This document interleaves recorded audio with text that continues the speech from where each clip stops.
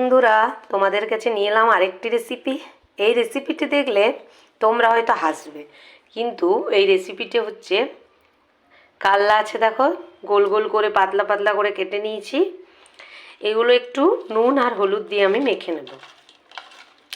হলুদটা একটু নামমাত্রই দেব, একটু হলুদ দিলেই হয়ে যাবে।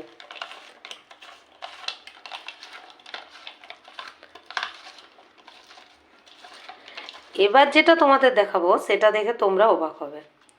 সেটা হলো এইটা, দেখো বেসন। বেসনটা একটু নুন দিয়ে একটু ফেটিয়ে নেব। তারপর এগুলো চপের মতন ডোবাবো আর কড়াইয়ে তেল চাপিয়েছি, সেটা ছেঁকবো। কুড়মুড় হবে।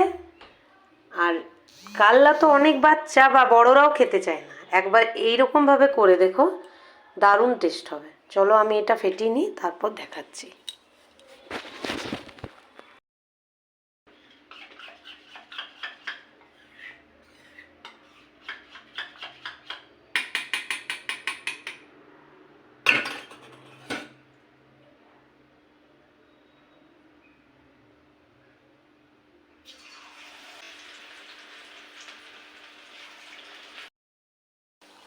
দেখো বন্ধুরা, এবার কাল্লাগুলো বেসনের মধ্যে একটু দিয়ে তেলের মধ্যে দিয়ে দেব।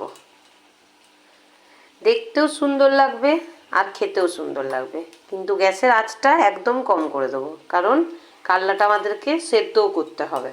তার জন্য কুড়মুড় লাগবে। গরম গরম ভাতের সঙ্গে এইগুলো গরম গরম দেবে, তাহলে দেখবে টেস্ট পাবে বাচ্চারা, তাহলে খেয়ে নেবে।